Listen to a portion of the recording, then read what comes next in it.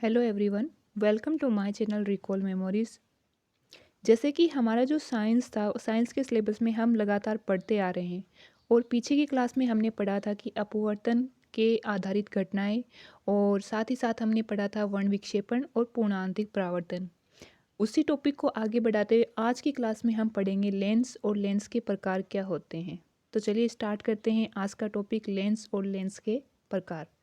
Lens की definition क्या है, देखिए, दो वक्र पृष्ठों से घिरा हुआ पारदर्शक माध्यम लेंस कहलाता है। कि लेंस किसे कहते हैं कि दो वक्र पृष्ठों से घिरा हुआ पारदर्शक माध्यम लेंस कहलाता है। अब देखिए कि पीछे की क्लास में हमने पढ़ा था कि दर्पण किसे कहते हैं और दर्पण के प्रकार भी देखे थे।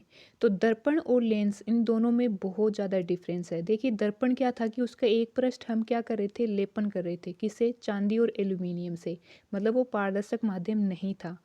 और जबकि लेंस में हम क्या ले रहे हैं, पारदर्शक माध्यम ले रहे हैं। इट मीन्स कि मतलब उसके आर पार हम क्लियर देख सकते हैं। समझ रहे हैं आप? दर्पण और लेंस में बहुत ज़्यादा डिफरेंस है। ओके, कि दर्पण में तो एक पृष्ठ है वो हम लेपन कर रहे थे, और जबकि लेंस में कोई भी वक्र पृष्ठ है वो लेपन नहीं होगा, वो पारदर्शक होगा, पारदर्शक माध्यम होगा। फिर नीचे है कि लेंस के प्रकार क्या हैं। तो लेंस के कितने प्रकार हैं, दो प्रकार हैं, उत्तल लेंस और अवतल लेंस। उत्तल लेंस को हम क्या कहते हैं, अभिसारी लेंस भी कहते हैं और इंग्लिश में कॉन्वेक्स लेंस कहते हैं। अवतल लेंस है उसको हम अपसारी लेंस कहते हैं और इंग्लिश में कॉनकेव लेंस कहते हैं।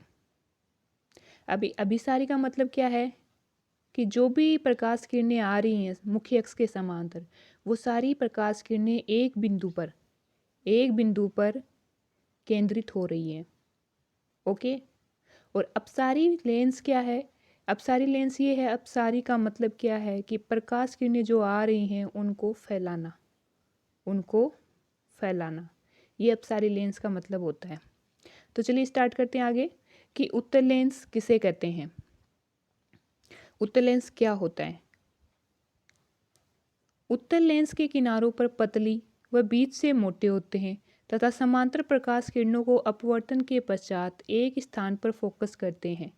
देखिए, अभी जो हम पढ़ा था कि उत्तल लेंस को हम क्या कहते हैं, अभिसारी लेंस भी कहते हैं, कॉन्वेक्स लेंस भी कहते हैं। और अभिसारी का मतलब ही यही होता है कि एक बिंदु पर उसे फोकसित करना, जो भी प्रकाश किरणें समांतर आ रही हैं उन्हें एक बिंदु पर फोकस करना।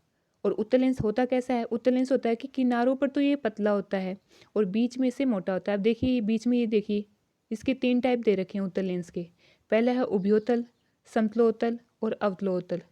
जो उभयोतल है वो ज़्यादा यूज में लिया जा रहा है।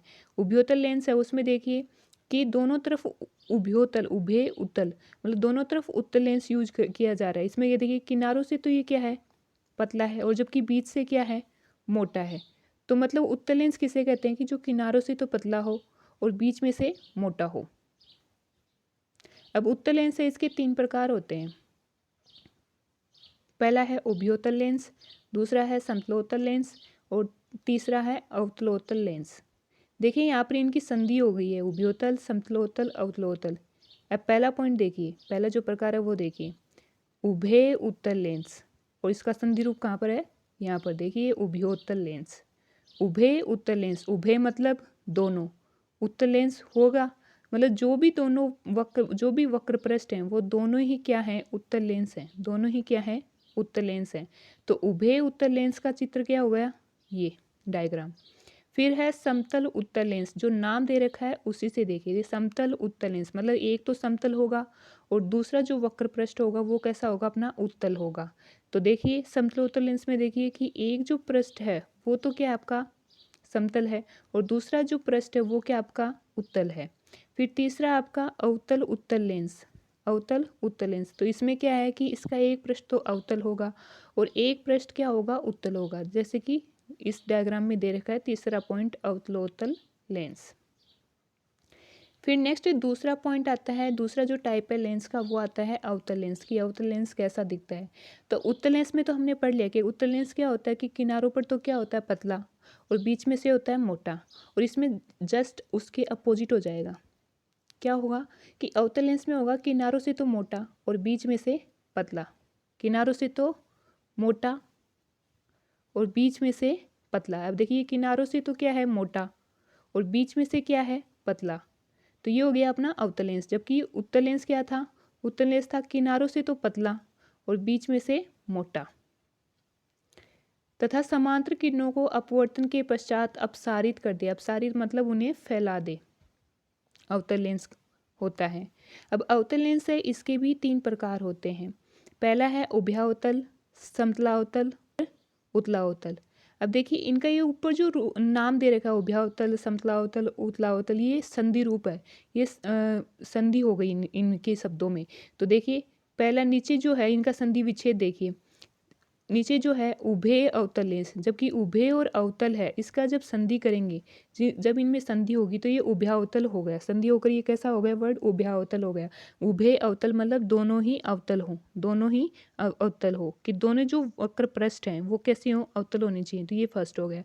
सेकेंड है समतल अवतल लेंस, मतलब एक तो वक्र पृष्ठ समतल होना चाहिए और दूसरा अवतल होना चाहिए। जैसे कि ये वाला जो है ये तो हो गया आपका समतल और जो इधर वाला है ये हो गया अवतल।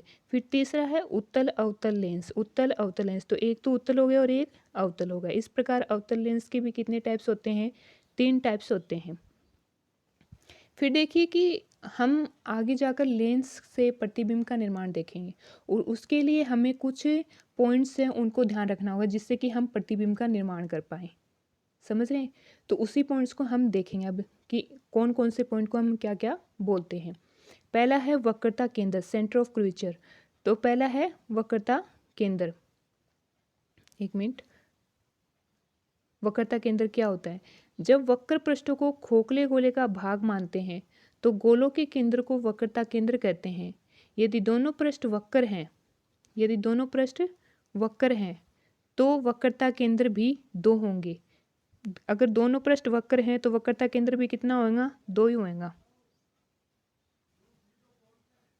अब देखिए डायग्राम में देखिए कि देखिए ये जो आपका बीच वाला है, ये जो बीच वाला है ये आपका उत्तल लेंस है। ठीक है, मैं आपको इस साइड समझाती हूँ। ये जो बीच वाला है ये आपका उत्तल लेंस है। अब जो इसका जो ये जो वक्र पृष्ठ है, इससे ये खोखले गोले का भाग ये बन गया और इसका ये जो वक्र पृष्ठ है इससे ये खोखले गोले का भाग ये है। ठीक है, जैसा कि इसमें बना रखा है। अब इसका जो सेंटर पॉइंट है, केंद्र ही तो बोलते हैं उसे, सेंटर ही तो बोलते हैं किसी गोले का जो सेंटर होता है उसे। तो ये इसका तो हो गया C1 और इसका हो गया C2 और जो त्रिज्याएं हैं, वक्रता त्रिज्याएं हैं वो क्या हो गई R1 और R2। और साथ ही साथ जो इसके वक्रता केंद्र है उससे जो रेखा गुजरती है उसे हम क्या कहते हैं, मुख्य अक्ष कहते हैं। क्या कहते हैं, मुख्य अक्ष कहते हैं। इसी प्रकार जो अवतल लेंस है, तो अवतल लेंस में देखिए कि एक पृष्ठ वक्र पृष्ठ तो ये है और एक वक्र पृष्ठ ये है। तो इस वक्र पृष्ठ से तो ये खोखला गोला बन गया और इस वक्र पृष्ठ से ये खोखला गोला बन गया। ठीक है, और इनका केंद्र हो गया C1 और C2 वक्रता केंद्र और वक्रता त्रिज्या हो गई R1 और R2। फिर नेक्स्ट है कि वक्रता त्रिज्या कैसे किसे कहते हैं, तो हमने ऊपर देखा है कि लेंस के वक्र पृष्ठों की त्रिज्या भी होती है। फिर है मुख्य अक्ष। मुख्य अक्ष हमने देखी है कि वक्रता केंद्रों से गुजरने वाली रेखा को हम क्या कहते हैं, मुख्य अक्ष कहते हैं। कि C1 और C2 हैं, जो भी वक्रता केंद्र हैं दो गोलों के, दो खोखले गोलों के, उनसे गुजरने वाली जो रेखा है उसे हम क्या कहते हैं, मुख्य अक्ष कहते हैं। फिर है प्रकाशिक केंद्र। प्रकाशिक केंद्र क्या होता है, तो मुख्य अक्ष पर स्थित वह बिंदु झांसी, सॉरी ये झांसी नहीं है, जहां प्रकाश किरण बिना मुड़े सीधी अपवर्तित हो जाती है, लेंस का प्रकाशिक केंद्र कहलाता है। यदि लेंस की दो वक्रता त्रिज्या समान हो, दोनों वक्रता त्रिज्याएं समान हो, means R1 equal to R2, means R1 equal to R2 हो, तो प्रकाश केंद्र मुख्य अक्ष पर ठीक लेंस के बीच में से गुजरेगा। तो प्रकाश केंद्र कहाँ से गुजरेगा, ठीक लेंस के बीच में से गुजरेगा। जैसे देखिए कि यहाँ पर ये अपना उत्तल लेंस ले लिया हमने, ये आपकी मुख्य अक्ष है जो कि C1 और C2 वक्रता केंद्र थे उनसे गुजर रही है। अब क्या बोल रहा है कि प्रकाशिक केंद्र क्या बोल रहा है कि मुख्य अक्ष पर स्थित वह बिंदु जहां से प्रकाश किरण बिना मुड़े सीधी अपवर्तित हो जाती है, लेंस का प्रकाशिक केंद्र कहलाता है। और अगर इनकी त्रिज्या समान हो, अगर इन दोनों की त्रिज्या क्या हुआ है, समान हुआ है, दोनों की त्रिज्या क्या हुआ है, समान हुआ है, तो देखो R1 बराबर R2 तो यो जो लेंस है उत्तल, यो आपको मुख्य अक्ष है और प्रकाशिक केंद्र अगर यह रेखा उरों जा रही है तो आकर बीचों बीच जाएगी, अपवर्तित हो जाएगी अगर R1 बराबर R2 है तो। ठीक है, फिर नीचे आता है कि मुख्य फोकस। मुख्य फोकस किसे कहते हैं? मुख्य अक्ष के समांतर लेंस पर आपतित की किरणें अपवर्तन के पश्चात जिस बिंदु पर जाकर मिलती हैं या मिलती हुई प्रतीत होती हैं तो उसे हम क्या कहते हैं? मुख्य फोकस कहते हैं। लेंस के दोनों ओर दो मुख्य फोकस होते हैं। ठीक है, मुख्य फोकस कितने होते हैं? दो होते हैं। तो अब देखिए कि ये जो आपका डायग्राम है उत्तल लेंस का, तो इसमें देखिए कि यहाँ पर ये जो समांतर किरणें आ रही हैं। अब उत्तल लेंस क्या होता है कि जो भी समांतर प्रकाश किरणें आती हैं उन्हें एक बिंदु पर केंद्रित करता है, जो कि यहाँ से होकर क्या हो रही है कि एक बिंदु पर केंद्रित हो रही हैं और उस फोकस बिंदु को हम क्या कह रहे हैं? F2 कह रहे हैं और इधर जो फोकस बिंदु उसे हम बोल रहे हैं F1। ठीक है, अब प्रकाशिक केंद्र और जो फोकस बिंदु है उसके बीच की दूरी को हम क्या कहते हैं? फोकस दूरी कहते हैं और जो फोकस बिंदु है उसके लंबवत जो तल गुजरता है उसे हम क्या कहते हैं? फोकस तल कहते हैं। उसे हम क्या कहते हैं? फोकस तल कहते हैं। इसी प्रकार देखिए कि नीचे जो अवतल लेंस दे रखा है, अवतल लेंस दे रखा है तो इसमें क्या होती है कि मिलती नहीं है, मिलती हुई प्रतीत होती है। कि अवतल लेंस का मतलब क्या होता है कि वो जो समांतर प्रकाश किरणें आ रही होती हैं वो उसे क्या करता है? अपसारित करता है, उन्हें फैला देता है, जिसके कारण क्या होता है कि वो प्रकाश किरणें मिलती हुई प्रतीत होते हैं। हमें एग्जैक्ट मिलती नहीं है, मिलती हुई प्रतीत होती हैं। जैसे कि इस डायग्राम में दे रखा है कि ये जब समांतर किरणें आ रही थी तो समांतर किरणें जब आ रही थी तो ये अपवर्तित हुई और अपवर्तित होने के बाद में क्या है कि ये मिलती हुई इस फोकस बिंदु F1 पर मिल रही है, मिलती हुई हमें दिख रही है। एग्जैक्ट नहीं मिल रही है मगर मिलती हुई हमें प्रतीत हो रही है कि ये मिल रही हैं। तो ये फोकस बिंदु इस साइड तो हो गया F1 जो समांतर किरणें आ रही हैं उस साइड, और दूसरी साइड लेंस के क्या हो गया? F2। अब जिस फोकस बिंदु पर ये प्रकाश किरणें मिल रही हैं ये फोकस बिंदु हो गया और फोकस बिंदु और प्रकाशिक केंद्र जो है, जो दर्पण के बीचों बीच होता है, उसकी बीच की दूरी तो क्या कहलाती है? फोकस दूरी। देखिए मैं आपको समझाती हूँ कि ये तो हो गया अपना फोकस बिंदु F1 और प्रकाशीय केंद्र है वो दर्पण के बीचों बीच से जाती है। ठीक है, ये प्रकाशीय केंद्र बिंदु हो गया। तो इसकी बीच की जो दूरी है उसे हम क्या कहते हैं? फोकस दूरी। और जो F1 जहाँ पर प्रकाश किरणें मिली हैं वहाँ से जो तल गुजरता है उसे हम क्या कहते हैं? फोकस तल कहते हैं, फोकस तल कहते हैं। तो अब देखिए दो मुख्य फोकस हो गए F1 और F2। अब फोकस दूरी की डेफिनेशन हम देख कर आए हैं, अभी देख लिए कि लेंस के प्रकाशीय केंद्र व मुख्य फोकस के बीच की दूरी फोकस दूरी कहलाती है। क्या कहलाती है? फोकस दूरी कहलाती है। इसी प्रकार नेक्स्ट है कि फोकस तल दूरी किसे कहते हैं? तो मुख्य अक्ष के लंबवत ऐसा तल, मुख्य अक्ष के लंबवत ऐसा तल जो फोकस बिंदु से गुजरता है फोकस तल कहलाता है। फोकस तल का मतलब क्या है कि फोकस बिंदु से गुजर रहा है और मुख्य अक्ष के लंबवत है, उसे हम क्या कहते हैं? फोकस तल दूरी कहते हैं। तो इस प्रकार हमारा जो टॉपिक था लेंस और लेंस के प्रकार, उससे रिलेटेड जो भी एनीथिंग वर्ड्स थे, जैसे कि वक्रता केंद्र क्या है, वक्रता त्रिज्या क्या है, और उसके बाद में फोकस दूरी क्या है, फोकस तल दूरी क्या है, मुख्य अक्ष क्या है, प्रकाशिक केंद्र क्या है, ये सारे पॉइंट हमने वो देखे जिनसे हम आगे की नेक्स्ट जो क्लास है उसमें लेंस के प्रतिबिंब का निर्माण होता है वो किस प्रकार होता है उससे इन बिंदुओं से हम जान पाएंगे। समझ रहे हैं? तो आज की जो क्लास थी वो हमारी यहीं पर हो कंप्लीट होती है और मिलते हैं नेक्स्ट क्लास में।